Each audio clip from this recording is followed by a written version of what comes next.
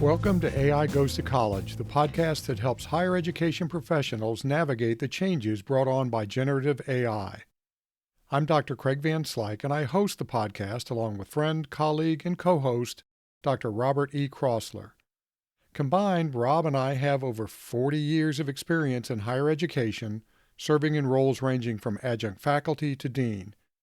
We're here to help you figure out what in the world's going on with generative AI and, more importantly, what you can do about it.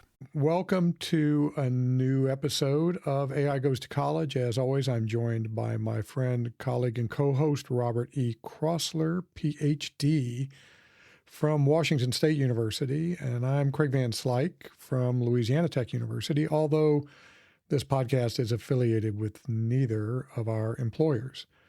So with that out of the way, Rob, I sent you a New York Times article, which I'll link to in the show notes, that basically said AI hallucinations are good for scientific innovation. Did you have a chance to scan the article?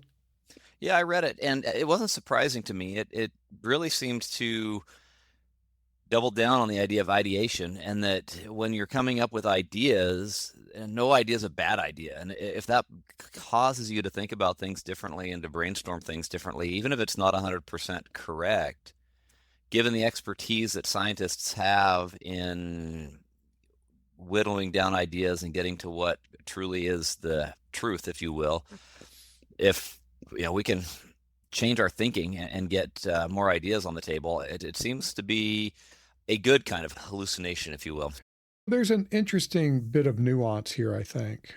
One comes from the use of the word hallucination. I prefer the word confabulation because it's actually more fun to say. And it better gets at the idea that these false responses from AI actually are based in a kernel of truth. So a confabulation is where your mind puts together different true memories to create something that isn't true. And so we all have these. One of the reasons that this idea of hallucinations, confabulations, and innovation is so interesting is that what the AI is doing is it's probabilistically looking at these different things and connecting them. It's all based on probabilities, even though they shouldn't be connected. Yeah, and what I love about the way this works is AI can consume information way faster than we can as human beings, and then begin making those connections, where if I would have read the same number of articles, maybe I begin making those connections. Or if I get a room full of people where we've all read some subset of those different things and start talking and brainstorming and bouncing ideas off of each other, we might get to some similar places. But AI is allowing science to do that much, much faster and get to a point where we are potentially solving some very real problems, whether it's in health or in physics or in some of those places. Yeah. To your point, AI can just crank out these models or these connections or whatever they are so quickly. And then our job becomes going through and figuring out what the wheat and what the chaff is. Yeah, and this is where I get excited by this, but the question in my mind came up was, right now we have scientists who have gone through decades and decades and decades of becoming experts in their field, where they're knowledgeable enough to look at some of this output and to begin doing something with this. The scary thing for me is if we look at progression over 10 years from now, where AI has been part of the training process and it's been doing some things for young scientists, how do they go through a process of developing the expertise where they can then critically assess and evaluate these confabulations, if you will, that are provided by the machine? I think they do it by going through these confabulations and figuring out what's useful and real and what's not. I get you have a really important point. I think we're going to need to change the way we train scientists, where it's not so much digging through the journal articles and reading everything and finding the connections. It's more, maybe, I don't know, I'm speculating here pretty wildly. It may be more like using different AI tools to scan those articles and then kind of going through what AI comes up with and saying, Not interesting, not interesting, not real, not real, not real. Oh, look at this. Mm-hmm. This is pretty interesting, which is kind of what our brains do to some extent. Yeah, and I think what this says, and it's been something I've been wrestling with in my own thinking process, is how do you begin changing that education process that brings AI in as a tool and a helper? And maybe we're able to get through more topics, more deep thinking stuff because we have better tools that we don't have to do the deep dive the same way we did before. How do we trial and error that, right? Over the course of a 15, 16-week semester, sometimes it seems like things change so much that it's hard to know, did the world change while I was testing a certain idea, a certain approach, and is that still valid? So I think it's just important for us as educators to be sharing our trials, our ideas in ways that can help everybody grow and how we can accomplish doing a good job of educating our students. On podcasts like AI Goes to College. So I'm going to put two plugs in real quick.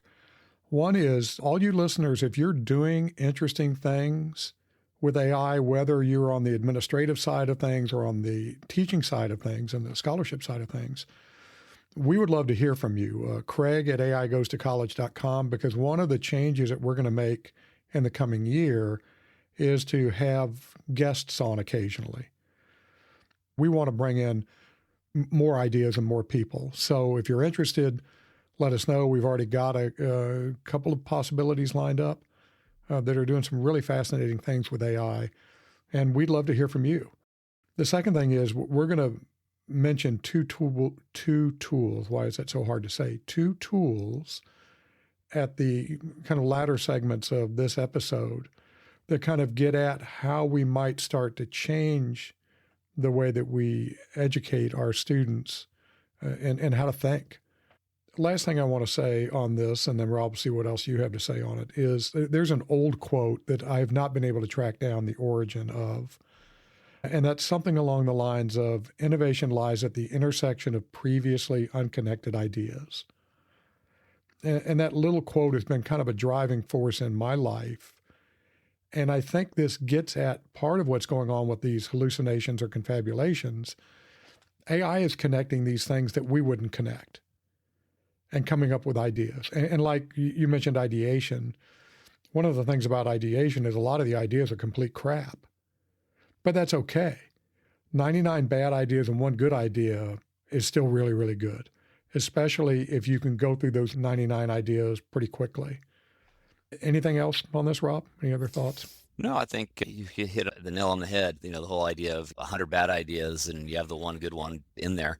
And how can we get to those good ideas faster? And how do we, as educators, as we train up students, how do we help the students to be able to separate the good from the bad and use these tools powerfully and productively? Absolutely. All right. And now I want to mention another tool that we've talked about before. And that's going to lead us into a little bit deeper conversation. So I just wanted to mention that Poe.com recently added 2 voice generators to its set of large language models. And for those of you who aren't familiar with Poe, Poe is kind of an aggregator. It gives you a single interface into, God, it's got to be 35 models or so now, including all the big ones, GPT and Claude and Gemini and now 11 Labs, which is a voice generator. And if you haven't played with that, it's worth playing around with. And there's also another one called Cartasia that I was not familiar with, but actually produces some pretty good results. I'll provide a link in the show notes to a little example of how this can be used. And so just real briefly, what Poe will let you do with voice, which you could do with 11 Labs or other tools, is you basically can give it a script and it will read that script back to you. If you get good with it, you can do things like build in pauses and tone and lots of other things, but it's pretty natural sounding. I don't know, Rob, did you get a chance to listen to that little example? Yeah, I listened to it. I thought it was awesome. It starts to blow my mind a little bit to think about how we can put together online courses, right? I've developed some online classes and developed lectures where I basically record over and over and over again until I feel I got it right and it sounded good and it was what I wanted to live out on the course space for forever.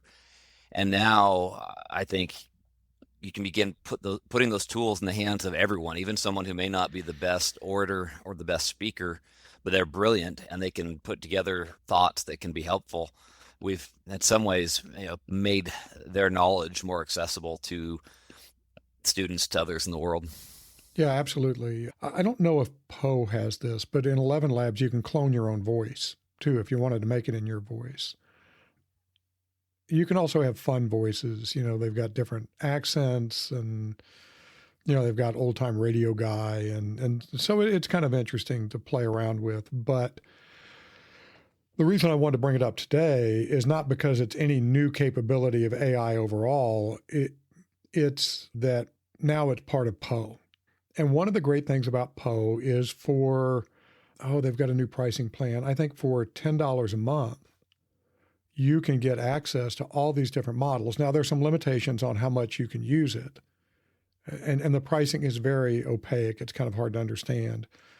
I have a $20 a month subscription, and I've never run into any problems with my usage on it.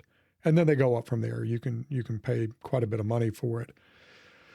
But that's versus paying $20 to OpenAI, $20 to Anthropic for Claude, $20 for Gemini, $5 or $10 a month for 11 Labs, and on and on and on. Which brings us to the bigger point, the cost question. Rob, you have some pretty strong thoughts on this. Why don't you share them? Yeah, so it's been interesting watching all of these different tools come out where people get excited about using, whether it's ChatGPT or Poe or whichever tool that they're using. And as the new models come out, as things advance, one becomes better than the other, needing to switch places, needing to use both of them. And so as workers, as academics, we are becoming confident in using these new tools. It's helping to make us more productive. The other side of the conversation that I see is a lot of these AI companies aren't making money yet. And they see the releasing of these tools, the adding of more features in these tools as a way to get more and more money. And universities oftentimes are seen as a place where they can become the tech choice of that university and ultimately begin making profits, making money from these universities. And with the universities potentially replacing the work they do with these generative AI tools, but yet paying all this money to do it, it is an interesting conundrum of, where is it helping us to be more productive and where is it a good investment and where is it an investment that is an investment that could ultimately change the nature of or cost people their jobs? Yeah. Well, it's are we working ourselves or are we going to provide the seed money to, kind of push ourselves out of a profession?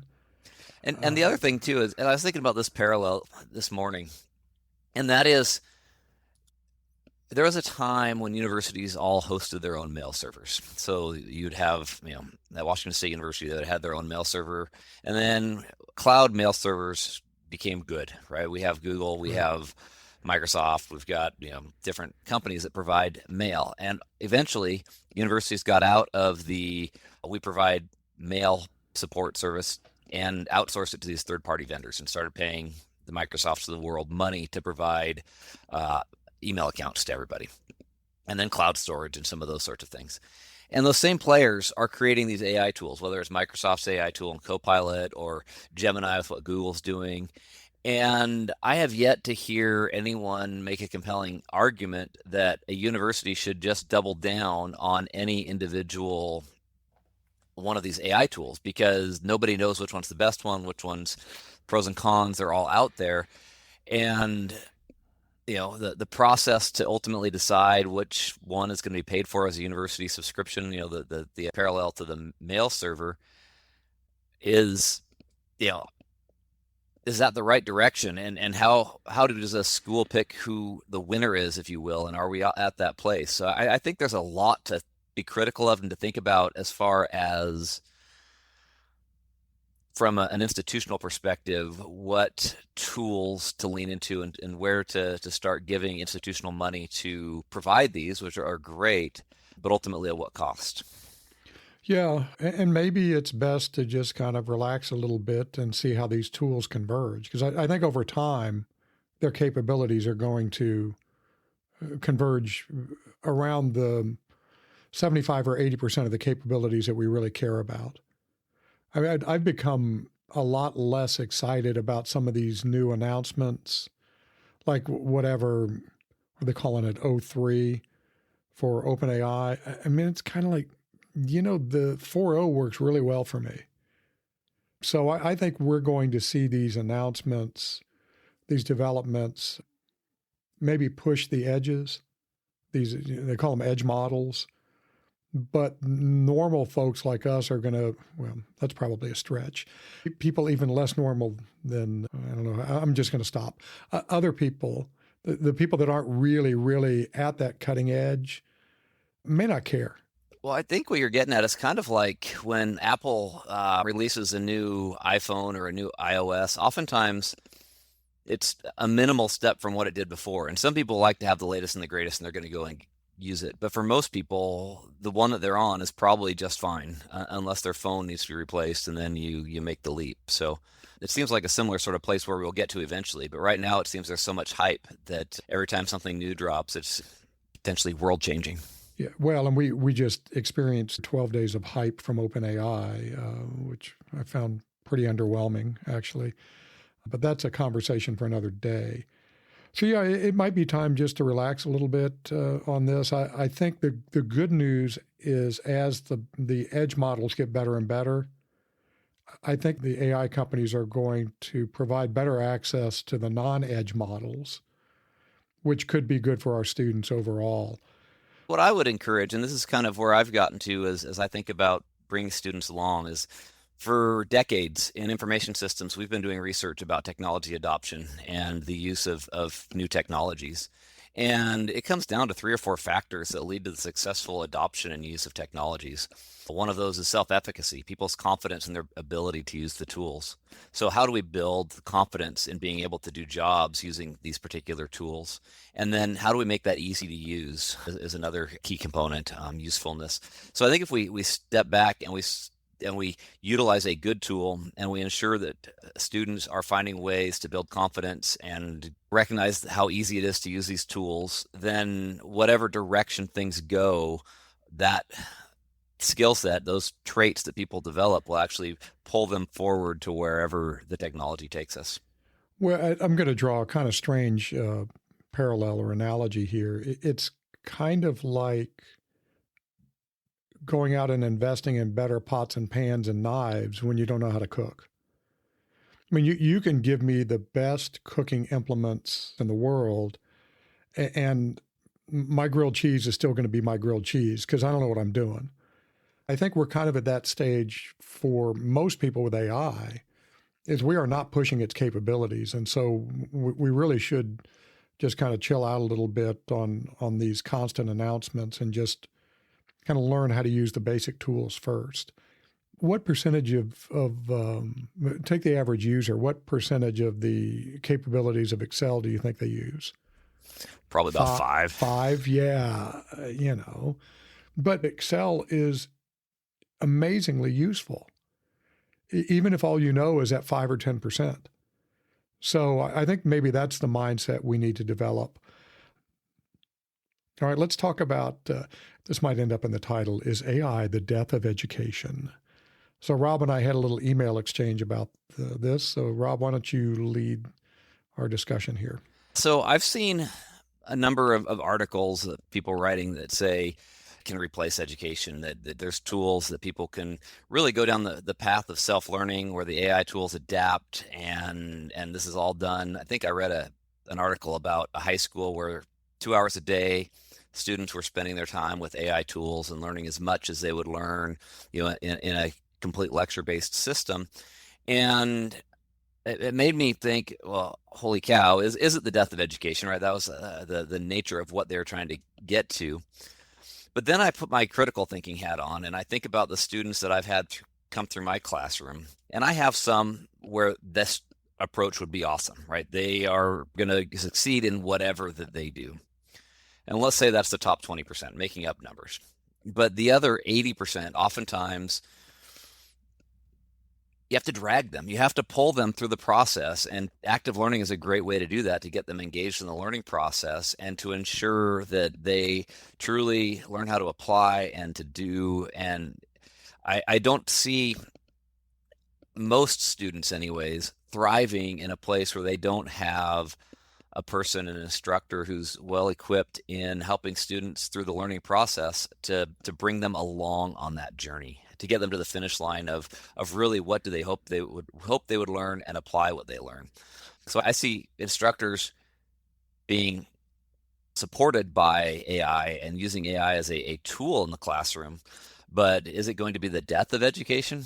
I don't think so. I think if we don't change how we teach, there's certain people who might not be valuable teachers anymore. We all have to adjust and adapt to the times, but I don't see it being the death of education, though you do see those fear articles out there. Yeah, I mean, it's a lot of nonsense. I'm going to put it a lot more bluntly, Rob, than you did. Most people stink at self-directed learning. They just do. Now, if you are a really self-motivated, self-directed learner, you can use AI tools in amazing ways. But look, I don't know about you, but when I was 18, 19 years old, I would have put myself pretty solidly in that stinks at self-directed learning category, especially when you don't even know what you should be learning. There's a big assumption if I'm going to learn all this with AI, you got to know what it is you're supposed to be learning. And that's where faculty and formal curricula come in. So I tend to agree with you. I don't think it's going to be the death of education, but education is going to be transformed.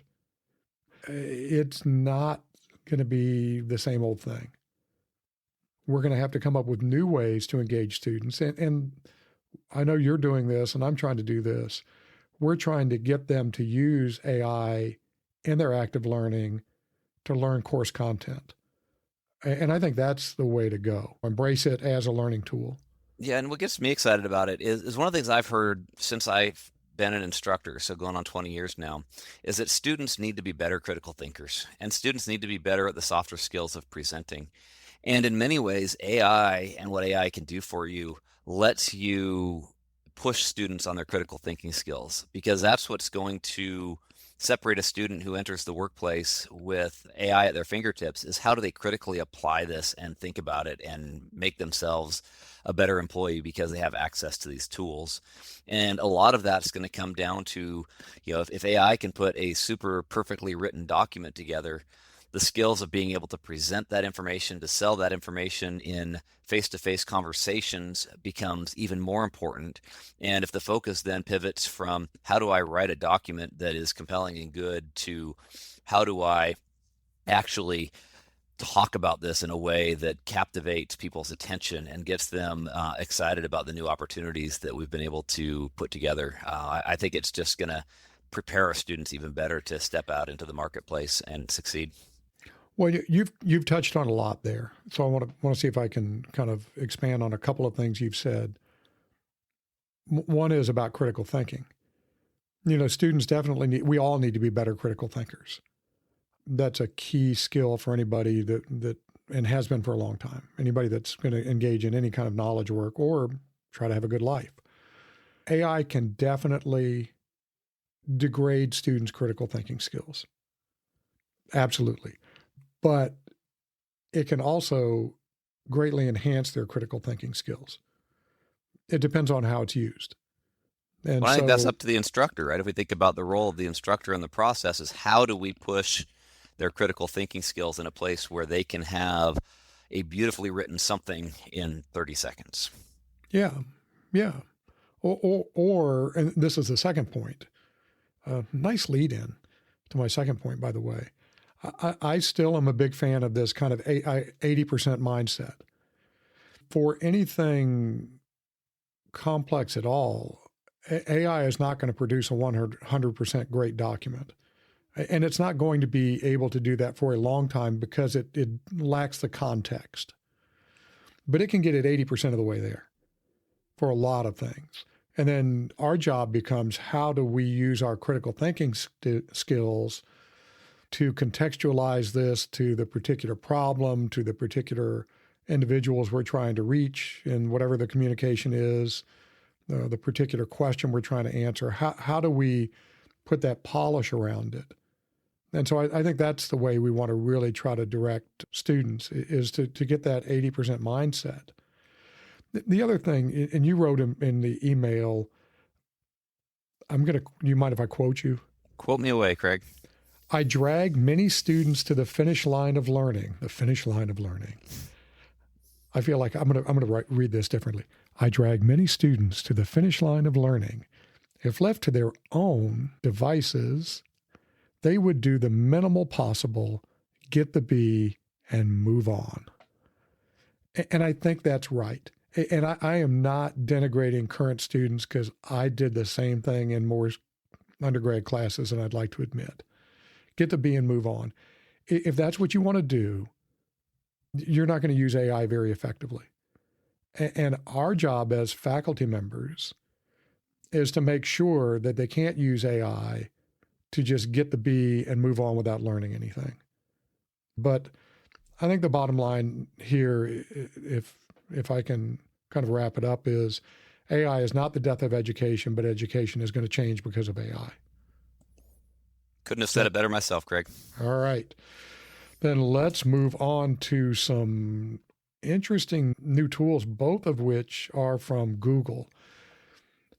Folks, if you are not keeping an eye on what Google is doing with AI, you need to be. I'm getting the sense that Google is catching up to Claude and ChatGPT pretty quickly. Oh, one other real quick news thing. Twitter just released Grok. Is that what they call it? Grok. Yeah, to everybody. So if you have an X account, you can now use Grok. I played around with it. It's kind of interesting. I don't know what it does that I'm not doing with other tools, which is why I never paid for it. But if you're on X, check it out. Or not. I don't care. Do whatever you want. You're adults. Okay, so let's go to Google and Gemini. So first of all, Google released what they call Gemini Deep Research. And this is really interesting. I wrote a little newsletter article about this, and I'll put a link in the show notes. But basically what you do is, when you go into Gemini, you have a little drop-down box that shows all of the different models that are available. They have 1.5 Pro, 1.5 Flash, 1.5 Pro with deep research, and 2.0 Flash experimental. At least that's what I get. And I do pay for Gemini Advanced. So if you're not, you may not see the same things. But if you choose 1.5 Pro with deep research, before it starts doing anything, it puts together a research plan. And it tells you, I put together a research plan. If you need to update it in any way, let me know. And it goes through and says, I'm going to research websites using these goals. So the example that I've got here, I'm asking about what are evidence-based strategies for adapting assignments to minimize inappropriate generative AI use or leverage generative AI at the college level. And it basically goes through and says, I'm going to find research papers and articles about this, and then about this, about this, about this.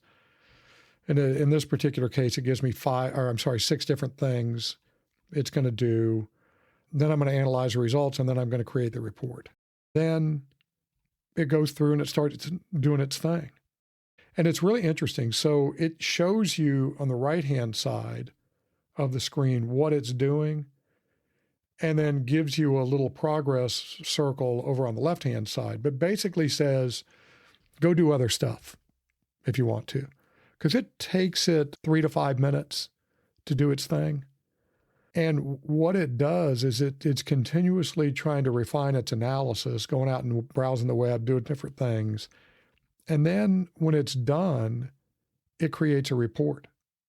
The reports tend to be pretty good. You'll have to check it out for yourself. They're quite good, I think. It's nicely formatted. You can check it out and revise it if you need to. But it's got a little button that says Open in Google Docs. And unsurprisingly, when you click on that, it creates a Google Doc and opens it up for you. So remember we were talking about the 80%. So now you've got a good chunk of your work done. You can go in, change the formatting, change up the language a little bit, delete some stuff, add some stuff, whatever it is you need to do. And then you've got a report. In the newsletter article, I've got all of this laid out with a lot of screenshots and a link to the doc that it created. And it's really amazing. Good news, bad news. I mean, I can see this being insanely useful. Students are going to be using it to cheat. So what do you think? Well, I'm going to comment on what you said at the beginning and then say what I think about cheating. One is I think this is awesome what Google's doing because they're leveraging their power of web search with what they've done for years with document editing and now bringing Absolutely. the AI into the equation. That I was actually surprised Google was further behind some of these other companies in what they're doing. But I think what Google wanted to do is they wanted to get it right because they already had goodwill in the marketplace, and if they made a mistake, it would have hurt a lot of their other products. So seeing Google in this space with some really great products, I think is going to be a good thing. As far as cheating is concerned, I think that's where we as instructors have to change how we do things. So the creation of a document is not the final output of a class. It used to be writing that report was exactly what a student needed to learn how to do to culminate a learning experience. Well, now, if I can, with the right prompts, get Google to create that document for me in a matter of 5 minutes, that's 80% of the way there. What does learning look like at that point? And if we know students are going to do that, if that's going to be part of what students are going to do, because why wouldn't you, then what can we do then, right? So now we have taken something that used to be hard to get students to be able to do, and we put our focus on getting them there. Now, if students can do that easily, where can we push them? Where can we take them? And what does that learning experience begin to look like? Right. This is where we can use AI to really help them enhance their critical thinking abilities. So I'm just kind of brainstorming a little bit here. But all right, we give them an assignment. Tell them to use AI. Even tell them to use Gemini Deep Research. They have to show us the report in Gemini that Gemini came up with. Then they have to go in and critique that report, edit it, make comments on it, do whatever might make sense in the context of that class, and also show us that. And what that does, that makes them an intelligent consumer of what AI puts out, instead of just this passive receptacle of what AI puts out. And I think that's the direction we're going to have to go. Yeah, so another thing that I've heard from a colleague who's done this, and I thought it was brilliant, is they took what students wrote and then used an AI tool to make a quiz from the document that they produced and had the student then answer the quiz. And students that didn't do well on the quiz didn't get a grade on that assignment because they at least, the presumption was, didn't do the work, didn't critically assess it and know what it was. To quote Scooby-Doo, ruh-roh. So, yeah. Whoops. Now that's brilliant. We need to have them on. Now that's really a cool idea. But I think we need to be willing to try experiments like that. Some are going to work, some aren't going to work, but we'll learn along the way. And what I'll say, Craig, this goes back to don't be a silo, is as you are trying things, share it with your colleagues, because getting these conversations going, you might have tried something and failed, and they might have tried something and it failed. But if you take what worked from both of your things and put this third new thing together, that might be the magic sauce that helps the learning get students where you want them at the finish line. Yep. It's a great point. Great point. So speaking of Gemini, we have talked about Google's NotebookLM before. And if you haven't tried it, listeners, you should. It's pretty amazing. So very quickly, NotebookLM allows you to upload a bunch of documents, links to websites, and then create or ask questions, create things based on those documents. And so this is a form of retrieval augmented generation, or RAG, where basically it has a lot of stuff from its underlying training data, but it also takes and processes data from the resources you give it in order to answer whatever you ask it. One of the coolest things about NotebookLM is they have what they called audio overviews. And basically, they are NPR-style podcasts with a host and a co-host. And they're pretty amazing. They're almost indistinguishable from two humans. So that's always been really cool. Just recently, they rolled out a pretty substantial update. The website looks different now. It's laid out differently. None of that's all that important. But what they've done is they now let you interact with the audio overview. I'll put a link to a little video I did in the show notes. When you generate the audio overview and then you start to play it, in the window, there's a little button that says join. You click on that button and you join the conversation. One of the hosts will say, "Oh, it looks like a caller wants to join our conversation," or something like that. And then you ask questions. And I'll play a little clip from this. I'll edit that in. As promised, here's a little clip from NotebookLM's audio overview where I interrupted the conversation. I was recording off of my computer speaker, so the sound isn't great, but I think it's good enough to give you the idea. Welcome to the Deep Dive. Today we're diving into IT professional happiness. Happiness, huh? Yeah, what motivates them? What makes them stay in a job? What makes them tick? Sounds like we're searching for the secret sauce for happy IT folk. Kinda. And Oh, hey, our listener wants to join in. Hey, you mentioned happiness, but I'm really curious about a number of outcomes, especially how different leadership styles affect those outcomes, not just happiness, but turnover, job satisfaction, that sort of thing. that's a great point, and it's definitely something we'll dig into. Yeah, it's not just about overall happiness, but how things like leadership impact specific outcomes. We've got a study that looks at leadership styles specifically, Absolutely, it's a key part of the puzzle. so we'll unpack that and relate it to turnover and job satisfaction for sure. And we can tie it all back to what makes IT professionals tick in general. Okay, so we've got three. All right, that's the end of the clip. But it's really phenomenal. So basically, right there in midstream, you can join this conversation. So it's very cool. Have you played with it yet? I've seen your video, but it really got my thought process going in seeing what it can do. And one of the frustrating things that when I've played with the audio interview in the past and how it puts together is you never quite know what things it's going to pick up on from the source material that you give it. And always going, well, why didn't they talk about this? Or I wonder what they'd have to say about that. And now it lets you drive that conversation. So if I wanted to put together all the great writings of Craig Van Slyke and have it, put an audio overview of it to, put me to sleep at night. But I knew it didn't get into one particular paper, one particular aspect of something that you had done. I could ask it and it would go, oh yeah, we were going to get there. Here it is. And it could really drive to some of those places that the original algorithms didn't pick up on of what it should put in there. So I find this change potentially to be a lot more helpful in making sure that the audio overview focuses on what you want it to and not just what an algorithm decided was important. Yep, absolutely.